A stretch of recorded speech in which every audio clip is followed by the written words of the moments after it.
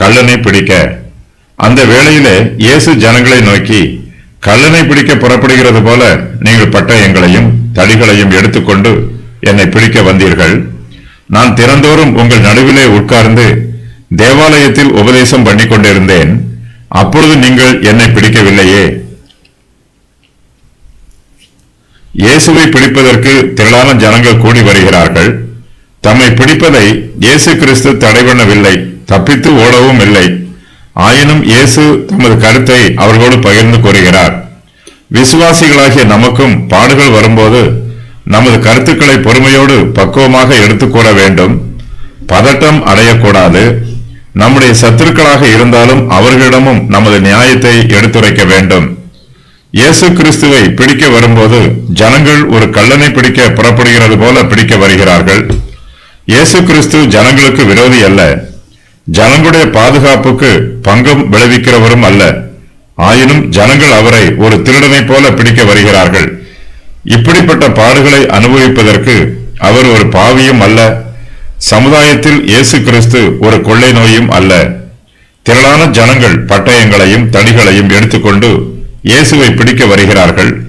ஒரு திருடனை பிடிக்க வருகிறது போல இயேசுவை பிடிக்க ஆவேசமாக வருகிறார்கள். ஆனால் இந்த ஜனங்களோ நீதிக்கும் நேர்மைக்கும் கீழ்ப்படியாதவர்கள், தங்களுடைய பாவத்தில் முரட்டாட்டமாக ஜீவிக்கிறவர்கள். இயேசுவை பிடிக்க வருகிற இவர்களே திருடர்களைப் போல இருக்கிறார்கள்.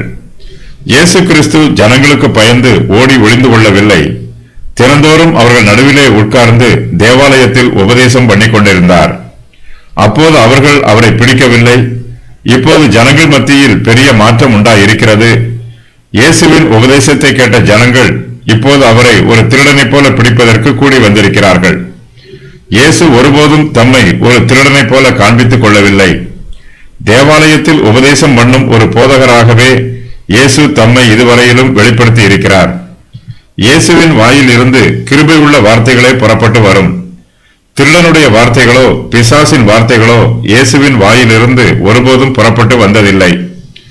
இயேசு கிறிஸ்து ஒரு திருடனைப் போல நீதிக்கும் நியாயத்திற்கும் சட்டத்திற்கும் பயந்து ஒருபோதும் ஓடி ஒளிந்து கொள்ளவில்லை.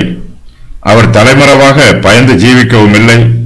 ஆனால் இந்த ஜனங்களோ ஒரு கள்ளனை பிடிக்க இரவு வேளையில் புறப்பட்டு வருகிறதைப் போல இயேசுவை பிடிக்க பட்டயங்களையும் தடிகளையும் எடுத்துக்கொண்டு வந்திருக்கிறார்கள். இந்த ஜனங்கள் தினந்தோறும் பகல் வேளையில் இயேசுவை தேவாலயத்தில் பார்த்திருக்கிறார்கள். அவருடைய உபதேசத்தை அவருக்கு அருகில் அமர்ந்து கேட்டிருக்கிறார்கள். அவர் செய்த நன்மைகளை பார்த்து சந்தோஷமடைந்திருக்கிறார்கள். பிரதான ஆசாரியனே தேவாலயத்திற்கு பிரதான அதிகாரி. அவனும் இயேசுவை தேவாலயத்தில் தினந்தோறும் பார்த்திருப்பான்.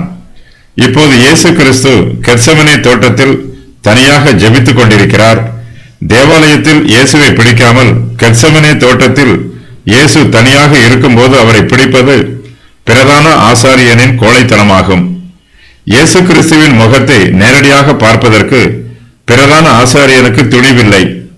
இஸ்ரவேல் ஜனத்தாரால் போற்றப்படுகிற இயேசு கிறிஸ்துவை ஒரு கள்ளனை போல இரவு வேளையில் பிடிப்பதற்கு பிரதான ஆசாரியரும் ஜனத்தின் மூப்பரும் திரளான ஜனங்களை அனுப்புகிறார்கள்.